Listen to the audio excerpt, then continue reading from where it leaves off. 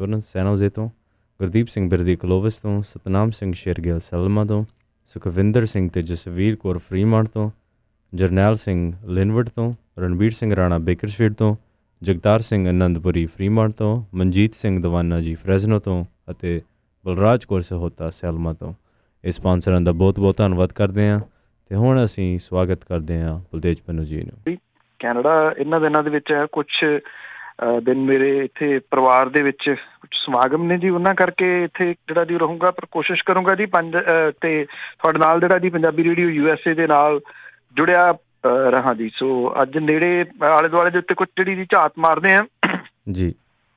ਤਾਂ ਜਿਹੜਾ ਮੀਂਹ ਆ ਉਹਨੇ ਕਿਸਾਨਾਂ ਦੇ ਸਾਹ ਜਿਹੜੇ ਆ ਉਹ ਸੂਤੇ ਆ, ਔਰ ਤਕਰੀਬਨ ਕਾਫੀ ਮੀਂਹ ਪਿਆ। ਪਠਾਨਕੋਟ ਦੇ ਵਿੱਚ ਸਭ ਤੋਂ ਵੱਧ ਪਿਆ, ਜਿੱਥੇ ਕਿ ਕੋਈ 59 ਮਿਲੀਮੀਟਰ ਮੀਂਹ ਪਿਆ। ਅੰਮ੍ਰਿਤਸਰ ਦੇ ਵਿੱਚ 17, ਲੁਧਿਆਣੇ 'ਚ 5 ਤੇ ਪਟਿਆਲਾ ਦੇ ਵਿੱਚ 2.5 ਮਿਲੀਮੀਟਰ ਜਿਹੜਾ ਉਹ ਮੀਂਹ ਪਿਆ।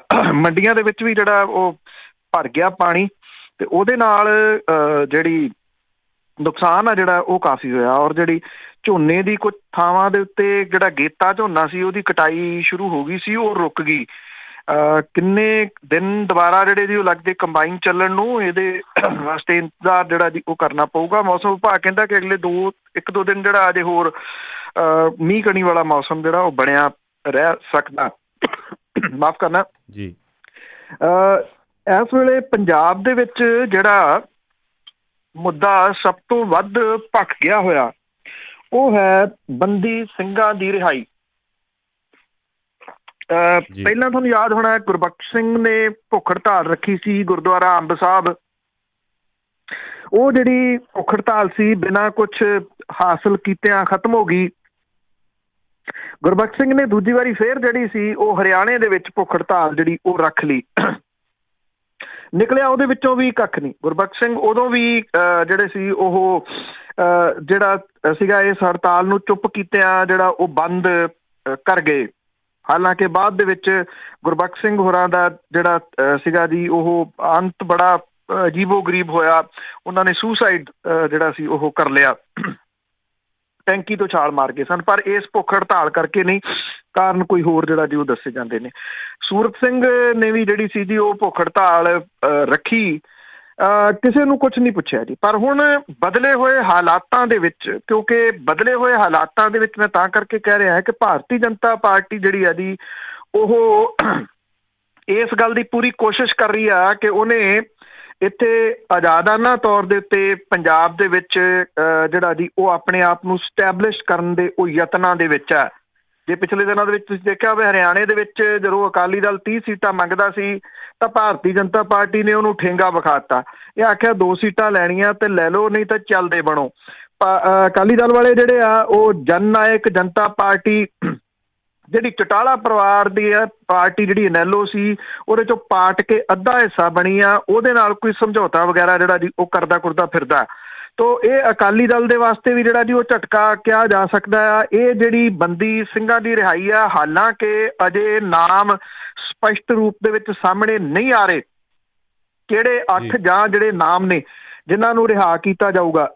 ਕਾਨੂੰਨ ਮੁਤਾਬਕ ਇਹਨਾਂ ਦੀ ਰਿਹਾਈ ਜਿਹੜੀ ਆ ਜੀ ਉਹ ਬਣਦੀ ਆ, ਕਿੰਤੂ ਪਰੰਤੂ ਕਰਨ ਜਿਹੜਾ ਜੀ ਉਹਦੇ ਉੱਤੇ ਚੱਲ ਰਿਹਾ।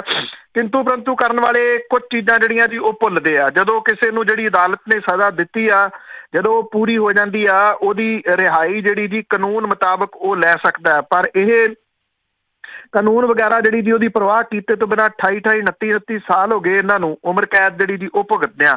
ਹੁਣ ਇਹਨਾਂ ਦੀ ਰਿਹਾਈ ਦੀ ਆਸ ਜਿਹੜੀ ਹੈ ਜੀ ਉਹ ਵੱਧਦੀ ਨਜ਼ਰ ਆ ਰਹੀ ਆ। ਕੁਛ ਕੰਟਰੋਵਰਸੀ ਜਿਹੜੀ ਹੈ ਜੀ ਉਹ ਬਲਵੰਤ ਸਿੰਘ ਰਾਜੋਆਣਾ ਦੇ ਉੱਤੇ ਜ਼ਰੂਰ ਜਿਹੜੀ ਆ ਉਹ ਚੱਲ ਰਹੀ ਆ। ਇਹਦੇ ਵਿੱਚ ਜਿਹੜਾ ਰਵਨੀਤ ਸਿੰਘ ਬਿੱਟੂ ਮੈਂਬਰ ਪਾਰਲੀਮੈਂਟ ਆ ਉਹ ਕੁੱਦਿਆ। ਉਹਨੇ ਇਹ ਗੱਲ ਕਹੀ ਆ ਕਿ ਉਹ ਕਾਲਾ ਦਿਨ ਹੈ ਪੰਜਾਬ ਦੇ ਵਾਸਤੇ ਕਿ ਬਲਵੰਤ ਸਿੰਘ ਰਾਜੋਆਣਾ ਦੀ ਜਿਹੜੀ ਫਾਂਸੀ ਦੀ ਸਜ਼ਾ ਹੈ ਉਹ ਉਮਰ ਕੈਦ ਦੇ ਵਿੱਚ ਕਿਉਂ ਤਬਦੀਲ ਕੀਤੀ ਗਈ ਆ। ਮੁੱਖ ਮੰਤਰੀ ਨੇ ਇਹਦੇ ਉੱਤੇ ਜਿਹੜੀ ਹੈ ਜੀ ਇੱਕ ਗੱਲ ਆਖੀ ਆ। ਉਹਨਾਂ ਕਿਹਾ ਕਿ ਮੈਂ ਫਾਂਸੀ ਦੇ ਵਿਰੋਧ ਦੇ ਵਿੱਚ ਆ। ਮੈਂ 12 ਦੇ ਵਿੱਚ ਵੀ ਇਹ ਗੱਲ ਕਹੀ ਸੀ ਕਿ ਫਾਂਸੀ ਨਹੀਂ ਹੋਣੀ ਚਾਹੀਦੀ। ਬਲਵੰਤ ਸਿੰਘ ਰਾਜੋਆਣਾ ਦੀ ਸਪੈਸ਼ਲੀ ਗੱਲ ਉਹਨੇ ਤਾਂ ਨਹੀਂ ਕੀਤੀ, ਪਰ ਇਹ ਜ਼ਰੂਰ ਆਖਿਆ ਕਿ ਫਾਂਸੀ ਦਾ ਜਿਹੜਾ ਜੀ ਉਹ ਵਿਰੋਧ ਦੇ ਵਿੱਚ ਆ। ਹੁਣ ਇੱਥੇ ਥੋੜੇ ਜਿਹੇ ਸਵਾਲੀਆ ਚਿੰਨ੍ਹ ਜਿਹੜੇ ਜੀ ਉੱਠ ਰਹੇ ਆ। ਜਦੋਂ ਇਲੈਕਸ਼ਨਾਂ ਹੁੰਦੀਆਂ ਰਹੀਆਂ ਨੇ, ਅਕਾਲੀ BJP ਦੇ ਹੱਕ ਦੇ ਵਿੱਚ ਬਲਵੰਤ ਸਿੰਘ ਰਾਜੋਆਣਾ ਹੋਰਾਂ ਦੀ ਚਿੱਠੀ ਜਾਰੀ ਹੁੰਦੀ ਰਹੀ ਆ। ਔਰ ਉਹ ਚਿੱਠੀ ਜਿਹੜੀ ਹੈ ਜੀ, ਇਹ ਕਿਹਾ ਜਾਂਦਾ ਕਿ ਅਕਾਲੀ ਦਲ ਬਾਦਲ ਜਿਹੜਾ ਜੀ ਉਹਨੂੰ ਸਿਆਸਤ ਦੇ ਵਾਸਤੇ ਵਰਤਦਾ ਰਿਹਾ, ਕਿਉਂਕਿ ਬੇਅੰਤ ਸਿੰਘ ਹੱਤਿਆ ਕਾਂਡ ਦੇ ਵਿੱਚ ਤਾਂ ਜਗਤਾਰ ਸਿੰਘ ਹਵਾਰਾ ਵੀ ਜੇਲ੍ਹ ਦੇ ਵਿੱਚ ਹੈ।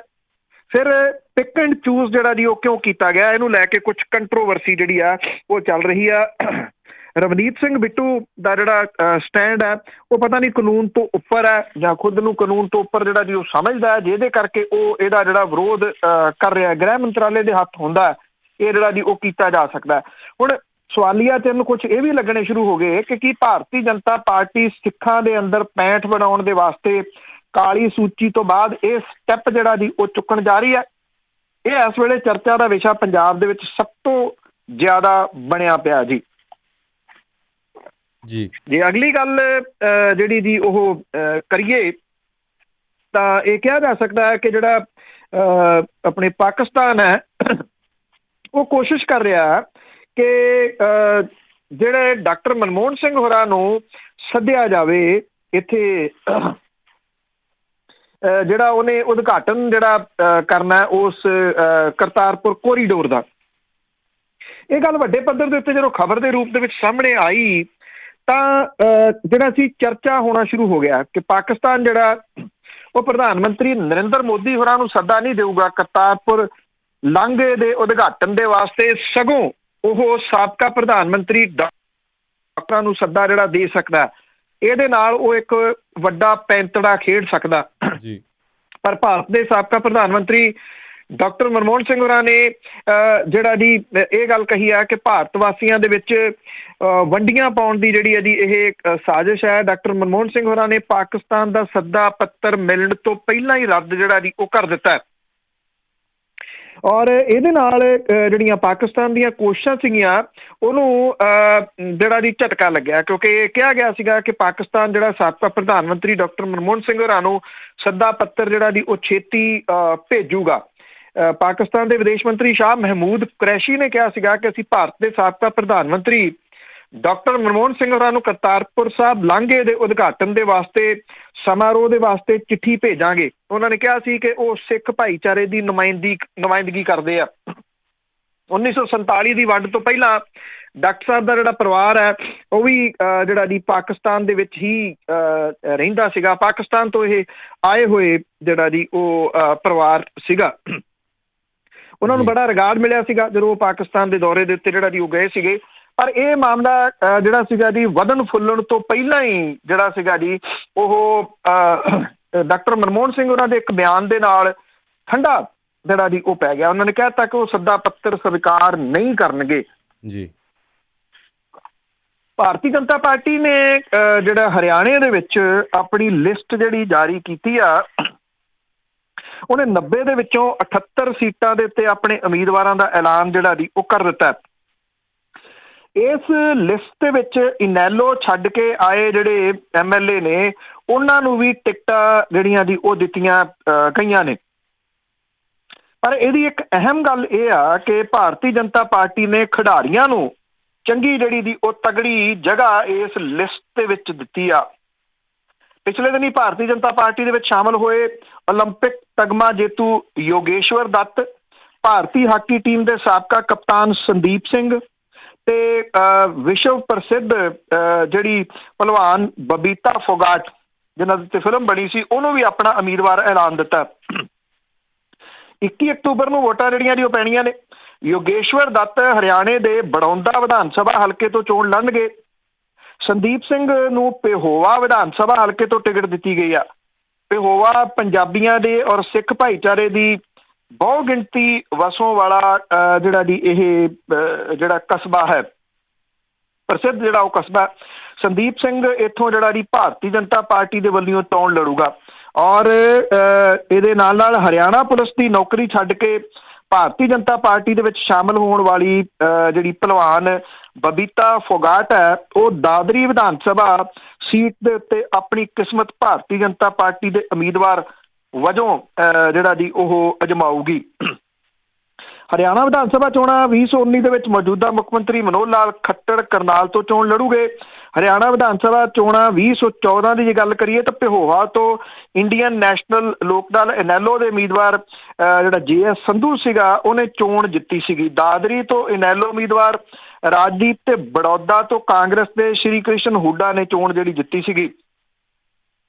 ਇਹਦਾ ਮਤਲਬ ਇਹ ਲਾਇਆ ਜਾ ਰਿਹਾ ਹੈ ਖਿਡਾਰੀਆਂ ਨੂੰ ਲਿਆਉਣ ਦਾ ਕਿ ਭਾਜਪਾ ਨੇ ਪਾਰਟੀ 'ਚ ਸ਼ਾਮਲ ਹੋਏ ਤਿੰਨੇ ਖਿਡਾਰੀਆਂ ਨੂੰ ਉਹਨਾਂ ਸੀਟਾਂ ਤੋਂ ਕਿਸਮਤ ਅਜਮਾਉਣ ਦਾ ਮੌਕਾ ਦਿੱਤਾ ਹੈ ਜਿੱਥੋਂ ਪਿਛਲੀਆਂ ਚੋਣਾਂ ਦੇ ਦੌਰਾਨ ਮੋਦੀ ਲਹਿਰ ਦੇ ਬਾਵਜੂਦ ਭਾਜਪਾ ਨੂੰ ਹਾਰ ਦਾ ਸਾਹਮਣਾ ਕਰਨਾ ਪਿਆ ਸੀ। ਮਨੋਹਰ ਲਾਲ ਖੱਟਰ ਖੁਦ ਪਿਛਲੀ ਵਾਰੀ ਵਾਂਗ ਕਰਨਾਲ ਤੋਂ ਜਿਹੜੀ ਹੈ ਜੀ ਉਹ ਚੋਣ ਲੜਨਗੇ। ਉਧਰ ਜਿਹੜਾ ਡੇਰਾ ਸਰਸਾ ਜਿਹੜਾ ਕਿ ਹਰਿਆਣੇ ਦੇ ਵਿੱਚ ਪੈਂਦਾ ਉਹਨੇ ਵੀ ਆਪਣੀਆਂ ਜਿਹੜੀਆਂ ਦੀ ਉਹ ਸਰਗਰਮੀਆਂ ਵਧਾਈਆਂ ਨੇ ਔਰ ਲਗਾਤਾਰ ਜਿਹੜਾ ਜੀ ਉਹਦੇ ਵੱਲੋਂ ਵੱਡੇ ਇਕੱਠ ਜਿਹੜੇ ਆ ਆਪਣੇ ਡੇਰਾ ਪ੍ਰੇਮੀਆਂ ਦੇ ਕੀਤੇ ਜਾ ਰਹੇ ਆ ਇਹ ਦੱਸਣ ਦੇ ਵਾਸਤੇ ਕਿ ਉਹ ਵੀ ਮੈਦਾਨ ਦੇ ਵਿੱਚ ਜਿਹੜਾ ਜੀ ਉਹ ਹੈਗੇ ਆ ਤੇ ਉਹਨਾਂ ਨੂੰ ਇਗਨੋਰ ਕਰਨਾ ਜਿਹੜਾ ਜੀ ਉਹ ਔਖਾ ਹੋ ਸਕਦਾ ਆ। ਇਹ ਇਸ ਕਰਕੇ ਜਿਹੜੇ ਡੇਰੇ ਵਾਲੇ ਨੇ ਉਹ ਆਪਣੇ ਇਕੱਠ ਜਿਹੜਾ ਜੀ ਕਰਕੇ ਦੱਸਣ ਦੀ ਕੋਸ਼ਿਸ਼ ਦੇ ਵਿੱਚ ਨੇ। ਜੀ ਅੱਜ ਵੈਸ਼ਨੋ ਦੇਵੀ ਪਹੁੰਚੇ ਕਾਂਗਰਸੀ ਆਗੂ ਪੰਜਾਬ ਦੇ ਸਾਬਕਾ ਕੈਬਨਿਟ ਮੰਤਰੀ ਨਵਜੋਤ ਸਿੰਘ ਸਿੱਧੂ ਹੋਰਾਂ ਦੇ ਨਾਲ ਕੁਝ ਧੱਕਾ ਮੁੱਕੀ ਹੋਣ ਦੀਆਂ ਜਿਹੜੀਆਂ ਦੀ ਉਹ ਖਬਰਾਂ ਨੇ ਔਰ ਉਹਨਾਂ ਦੇ ਵਿਰੁੱਧ ਜ਼ਬਰਦਸਤ ਨਾਅਰੇਬਾਜ਼ੀ ਜਿਹੜੀ ਜੀ ਉਹ ਹੋਣ ਦੀ ਖਬਰ ਮਿਲੀ ਆ। ਸ਼ਿਵ ਸੈਨਾ ਦੇ ਆਗੂ ਜਿਹੜੇ ਸੀਗੇ ਤੇ ਕੁਝ ਵਰਕਰ ਜਿਹੜੇ ਸੀਗੇ ਉਹਨਾਂ ਨੇ ਨਵਜੋਤ ਸਿੰਘ ਸਿੱਧੂ ਦੇ ਵਿਰੁੱਧ ਰੋਸ ਪ੍ਰਦਰਸ਼ਨ ਜਿਹੜਾ ਜੀ ਉਹ ਕੀਤਾ। ਮੁਜ਼ਾਹਰਾਕਾਰੀਆਂ ਨੇ ਸਵਾਲ ਕੀਤੇ ਕਿ ਵੈਸ਼ਨੋ ਦੇਵੀ ਦੇ ਵਿੱਚ ਨਵਜੋਤ ਸਿੰਘ ਸਿੱਧੂ ਨੂੰ VIP ਟ੍ਰੀਟਮੈਂਟ ਕਿਉਂ ਦਿੱਤਾ ਜਾ ਰਿਹਾ। ਪ੍ਰਦਰਸ਼ਨਕਾਰੀਆਂ ਨੇ ਇਹ ਦੋਸ਼ ਲਾਇਆ ਕਿ ਨਵਜੋਤ ਸਿੰਘ ਸਿੱਧੂ ਪਾਕਿਸਤਾਨ ਦੇ ਹੱਕ ਦੇ ਵਿੱਚ ਬਿਆਨਬਾਜ਼ੀ ਕਰ ਚੁੱਕੇ ਆ।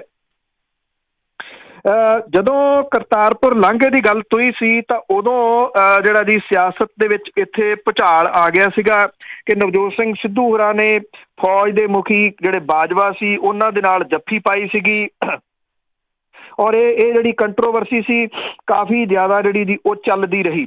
ਇਸੇ ਕੰਟਰੋਵਰਸੀ ਨੇ ਨਵਜੋਤ ਸਿੰਘ ਸਿੱਧੂ ਤੇ ਕੈਪਟਨ ਅਮਰਿੰਦਰ ਸਿੰਘ ਹੋਰਾਂ ਦੇ ਵਿਚਾਲੇ ਜਿਹੜੀਆਂ ਦੂਰੀਆਂ ਸੀਗੀਆਂ ਉਹ ਬਣਾਈਆਂ ਔਰ ਨਵਜੋਤ ਸਿੰਘ ਸਿੱਧੂ ਹੋਰਾਂ ਨੂੰ ਜਿਹੜਾ ਸੀਗਾ ਜੀ ਉਹ ਜਦੋਂ ਉਹਨਾਂ ਦਾ ਮਹਿਕਮਾ ਤਬਦੀਲ ਕਰ ਦਿੱਤਾ ਗਿਆ ਤਾਂ ਉਹਨਾਂ ਨੇ ਮੰਤਰੀ ਮੰਡਲ ਤੋਂ ਅਸਤੀਫਾ ਦੇ ਦਿੱਤਾ। ਉਦੋਂ ਬਾਅਦ ਨਵਜੋਤ ਸਿੰਘ ਸਿੱਧੂ ਹੋਰੀ ਮੁੜ ਕੇ ਮੀਡੀਆ ਦੇ ਸਾਹਮਣੇ ਨਹੀਂ ਆਏ। ਉਹ ਇੱਥੇ ਮੱਥਾ ਟੇਕਣ ਜਿਹੜਾ ਜੀ ਉਹ ਗਏ ਸੀਗੇ। ਇਹ ਕਿਹਾ ਜਾ ਰਿਹਾ ਹੈ ਕਿ ਇਹ ਸਿਆਸਤ ਤੋਂ ਪ੍ਰੇਰਿਤ ਹੈ ਕਿਉਂਕਿ ਕਾਂਗਰਸ ਦਾ ਕੈਪਟਨ ਧੜਾ ਜਿਹੜਾ ਜੀ ਉਹ ਕਿਸੇ ਹਾਲਤ ਦੇ ਵਿੱਚ ਨਹੀਂ ਚਾਹੂਗਾ ਕਿ ਨਵਜੋਤ ਸਿੰਘ ਸਿੱਧੂ ਜਿਹੜਾ ਜੀ ਉਹ ਮੁੜ ਕੇ ਸਰਗਰਮ ਹੋਵੇ। ਇਹਨੂੰ ਉਸ ਪੁਆਇੰਟ ਆਫ ਵਿਊ ਦੇ ਨਾਲ ਵੀ ਜਿਹੜਾ ਜੀ ਉਹ ਵੇਖਿਆ ਜਾ ਰਿਹਾ। ਔਰ ਇੱਥੇ ਇਹ ਵੀ ਦੱਸ ਦਈਏ ਕਿ ਹਰਿਆਣੇ ਦੇ ਵਿੱਚ ਕਾਂਗਰਸ ਨੇ ਜਿਹੜੀ ਆਪਣੇ ਸਟਾਰ ਪ੍ਰਚਾਰਕਾਂ ਦੀ ਸੂਚੀ ਜਾਰੀ ਕੀਤੀ ਆ ਉਹਦੇ ਵਿੱਚ ਨਵਜੋਤ ਸਿੰਘ ਸਿੱਧੂ ਹੋਰਾਂ ਦਾ ਨਾਮ ਸ਼ਾਮਲ ਹੈ। ਵੇਖਣਾ ਹੁਣ ਇਹ ਹੋਊਗਾ ਕਿ ਨਵਜੋਤ ਸਿੰਘ ਸਿੱਧੂ ਹੋਰੀ ਜਿਹੜਾ ਜੀ ਉਹ ਹਰਿਆਣੇ ਦੇ ਵਿੱਚ ਜਿਹੜੇ ਆ ਪ੍ਰਚਾਰ ਕਰਦੇ ਆ ਕਾਂਗਰਸ ਦੇ ਵੱਲੋਂ ਜਾਂ ਨਹੀਂ। ਜੇ ਕਰਦੇ ਆ ਤੇ ਉਹ ਫਿਰ ਪੰਜਾਬ ਦੇ ਬਾਰੇ ਦੇ ਵਿੱਚ ਕੀ ਜਿਹੜਾ ਜੀ ਉਹ ਬੋਲਦੇ ਆ। ਇਹ ਬਹੁਤ ਜਿਹੜਾ ਅਹਿਮ ਵੇਖਣ ਵਾਲਾ ਜਿਹੜਾ ਜੀ ਉਹ ਰਹੂਗਾ ਕਿ ਕਿਹੜੇ ਤਰੀਕੇ ਦੇ ਨਾਲ ਜਿਹੜਾ ਜੀ ਉਹ ਨਵਜੋਤ ਸਿੰਘ ਸਿੱਧੂ ਹੋਰੀ ਜਿਹੜੇ ਆ ਜੀ ਉਹ ਪ੍ਰਚਾਰ ਦੇ ਵਿੱਚ ਕੁੱਦਦੇ ਆ। ਔਰ ਅੱਜ ਜੋ ਕੁਛ ਇਹ ਹੋਇਆ ਇਹਨੂੰ ਵੀ ਇਹਦੇ ਨਾਲ ਹੀ ਜੋੜ ਕੇ ਜਿਹੜਾ ਜੀ ਉਹ ਦੇਖਿਆ ਜਾ ਸਕਦਾ। ਪਿਛਲੇ ਦਿਨਾਂ ਤੋਂ ਜਬਰ ਜਨਾਹ ਦੇ ਦੋਸ਼ਾਂ ਦੇ ਵਿੱਚ ਫਸੇ ਸਾਬਕਾ ਕੇਂਦਰੀ ਰਾਜ ਮੰਤਰੀ ਜਿਹੜਾ ਚਿਨਮਯਾਨੰਦ ਤੇ ਉਹਦੇ ਉੱਤੇ ਜਿਹੜਾ ਜੀ ਦੋਸ਼ ਲਾਉਣ ਵਾਲੀਆਂ ਜਿਹੜੀਆਂ ਦੋ ਲੜਕੀਆਂ ਨੇ ਉਹਦੇ ਉੱਤੇ ਸੁਣਵਾਈ ਜਿਹੜੀ ਜੀ ਉਹ ਅੱਜ ਹੋਈ ਅਦਾਲਤ ਦੇ ਵਿੱਚ ਤੇ ਇਹਨਾਂ ਦੋਨਾਂ ਦੀ ਜਿਹੜੀ ਅਰਜ਼ੀ ਆ ਬੇਲ ਦੀ ਉਹ ਰੱਦ ਕਰ ਦਿੱਤੀ ਗਈ। ਚਿਨਮਯਾਨੰਦ ਦੀ ਨਹੀਂ, ਉਹਨਾਂ ਲੜਕੀਆਂ ਦੀ ਜਿਨ੍ਹਾਂ ਨੇ ਦੋਸ਼ ਜਿਹੜਾ ਜੀ ਚਿਨਮਯਾਨੰਦ ਦੇ ਉੱਤੇ ਲਾਇਆ ਸੀਗਾ। ਹਾਲਾਤ ਦੇਖੋ, ਕਾਨੂੰਨ ਵੇਖੋ ਤੇ ਤੁਸੀਂ ਇਹ ਕਹਿ ਲਓ ਕਿ ਜਿਹੜਾ ਨਾ ਜਲੂਸ ਨਿਕਲਦਾ ਹੋਇਆ ਇਸ ਸਾਰੇ ਸਿਸਟਮ ਦਾ ਦੇਖੋ ਕਿ ਚਿਨਮਯਾਨੰਦ ਜਿਹੜਾ ਉਹ ਤਾਂ ਹੌਸਪੀਟਲ ਦੇ ਵਿੱਚ ਆਰਾਮ ਦੇ ਨਾਲ ਜਿਹੜਾ ਜੀ ਉਹ ਪਿਆ PGI ਲਖਨਊ ਦੇ ਵਿੱਚ, ਜਦੋਂ ਕਿ ਦੋਸ਼ ਲਾਉਣ ਵਾਲੀਆਂ ਜਿਹੜੀਆਂ ਵਿਕਟਮ ਕੁੜੀਆਂ ਨੇ ਉਹ ਜੇਲ੍ਹ ਦੇ ਵਿੱਚ ਬੰਦ ਨੇ।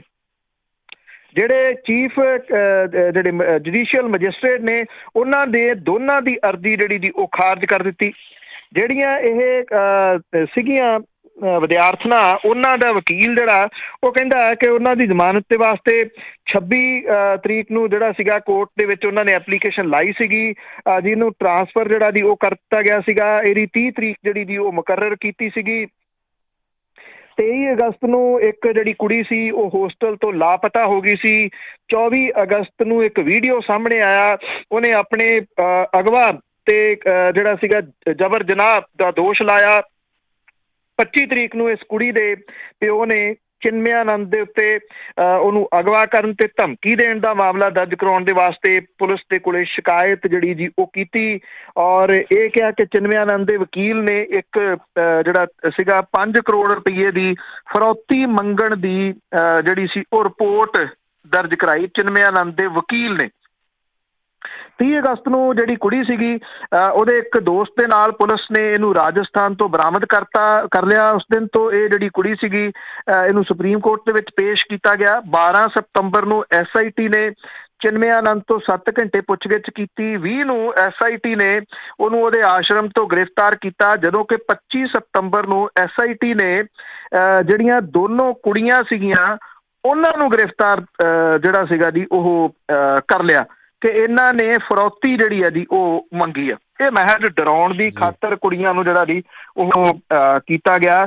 ਜਿਵੇਂ ਮੈਂ ਦੱਸਿਆ ਕਿ ਜਿਹੜੇ ਉੱਤੇ ਦੋਸ਼ ਲੱਗੇ ਆ ਉਹ ਆਰਾਮ ਦੇ ਨਾਲ ਜਿਹੜਾ ਹਸਪੀਟਲ ਦੇ ਵਿੱਚ ਪਿਆ, ਜਿਹੜਾ VIP ਟਰੀਟਮੈਂਟ ਲੈ ਰਿਹਾ, ਤੇ ਜਿਨ੍ਹਾਂ ਨੇ ਦੋਸ਼ ਜਿਹੜੇ ਦੀ ਲਾਏ ਆ ਉਹ ਕੁੜੀਆਂ ਇਸ ਵੇਲੇ ਜਿਹੜਾ ਜੀ ਉਹ ਜੇਲ੍ਹ ਦੀ ਹਵਾ ਖਾ ਰਹੀਆਂ ਨੇ ਜੀ।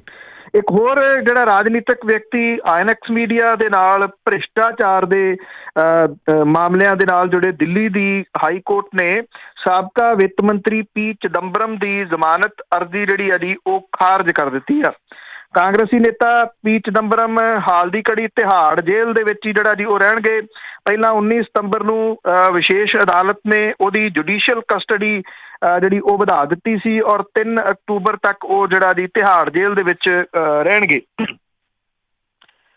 ਜਿਹੜਾ ਸੁਣਵਾਈ ਦੇ ਦੌਰਾਨ ਹਾਈ ਕੋਰਟ ਨੇ ਇਹ ਗੱਲ ਕਹੀ ਕਿ ਅਜੇ ਤੱਕ ਇਸ ਮਾਮਲੇ ਦੇ ਵਿੱਚ ਸਬੂਤ ਜਿਹੜੇ ਨੇ ਉਹਨਾਂ ਦੇ ਨਾਲ ਜਿਹੜੀ ਆ ਕੋਈ ਛੇੜਛਾੜ ਨਹੀਂ ਹੋਈ। ਮਾਮਲੇ ਦੀ ਜਾਂਚ ਜਿਹੜੀ ਇਹ ਕਿਹਾ ਗਿਆ ਕਿ ਬਹੁਤ ਅਹਿਮ ਪੜਾਅ ਦੇ ਉੱਤੇ ਆ ਔਰ ਸਬੂਤਾਂ ਦੇ ਨਾਲ ਛੇੜਛਾੜ ਹੋਣ ਦੀ ਸੰਭਾਵਨਾ ਹੈ। ਅਦਾਲਤ ਦੇ ਮੁਤਾਬਕ P ਚਿਦੰਬਰਮ ਗਵਾਹਾਂ ਨੂੰ ਪ੍ਰਭਾਵਿਤ ਕਰ ਸਕਦਾ ਹੈ ਔਰ ਚਿਦੰਬਰਮ ਨੇ ਦਿੱਲੀ ਹਾਈ ਕੋਰਟ ਦੇ ਵਿੱਚ ਅਗਾਊਂ ਜ਼ਮਾਨਤ ਅਰਜ਼ੀ ਦਾਇਰ ਕੀਤੀ ਸੀ, ਜਿਹਨੂੰ 20 ਅਗਸਤ ਨੂੰ ਕੋਰਟ ਨੇ ਖਾਰਜ ਕਰ ਦਿੱਤਾ ਸੀਗਾ। ਉਸ ਤੋਂ ਬਾਅਦ CBI ਨੇ ਇੱਕ ਵੱਡੇ ਡਰਾਮੇ ਦੇ ਨਾਲ P ਚਿਦੰਬਰਮ ਨੂੰ ਉਹਦੇ ਘਰੋਂ ਗ੍ਰਿਫਤਾਰ ਕਰ ਲਿਆ ਸੀ। P ਚਿਦੰਬਰਮ ਦੇ ਉੱਤੇ ਦੋਸ਼ ਇਹ ਆ ਕਿ ਉਹਨੇ ਵਿੱਤ ਮੰਤਰੀ ਰਹਿੰਦੇ ਹੋਏ ਰਿਸ਼ਵਤ ਲੈ ਕੇ ਆਈਐਨਐਕਸ ਮੀਡੀਆ ਨੂੰ 2007 ਦੇ ਵਿੱਚ 305 ਕਰੋੜ ਰੁਪਏ ਜਿਹੜਾ ਸੀਗਾ ਉਹ ਲੈਣ ਦੇ ਵਾਸਤੇ ਵਿਦੇਸ਼ ਦੇ ਵਿੱਚ ਇਨਵੈਸਟਮੈਂਟ ਜਿਹੜਾ ਸੀਗਾ ਦੀ ਬੋਰਡ ਦੀ ਉਹਨੂੰ ਮਨਜ਼ੂਰੀ ਦਿੱਤੀ। ED ਨੇ ਮਨੀ ਲਾਂਡਰਿੰਗ ਮਾਮਲੇ ਦੇ ਵਿੱਚ ਉਹਦੇ ਤੋਂ ਪੁੱਛਗਿੱਛ ਜਿਹੜੀ ਹੈ ਜੀ ਉਹ ਕਰ ਰਹੀ ਆ। CBI ਨੇ ਭ੍ਰਿਸ਼ਟਾਚਾਰ ਦੇ ਮਾਮਲੇ ਦੇ ਵਿੱਚ ਚਿਦੰਬਰਮ ਹਿਰਾਸਤ ਦੇ ਵਿੱਚ ਲੈ ਕੇ 14 ਦਿਨ ਤੱਕ ਪੁੱਛਗਿੱਛ ਜਿਹੜੀ ਜੀ ਉਹ ਕੀਤੀ ਸੀਗੀ। ਵਿਸ਼ੇਸ਼ ਅਦਾਲਤ ਨੇ ਚਿਦੰਬਰਮ ਨੂੰ 5 ਤੇ 19 ਸਤੰਬਰ ਨੂੰ 14 ਦਿਨ ਦੀ ਜੁਡੀਸ਼ੀਅਲ ਕਸਟਡੀ ਦੇ ਵਿੱਚ ਭੇਜਣ ਦੇ ਜਿਹੜੇ ਜੀ ਉਹ ਹੁਕਮ ਦਿੱਤੇ ਸੀਗੇ ਜੀ।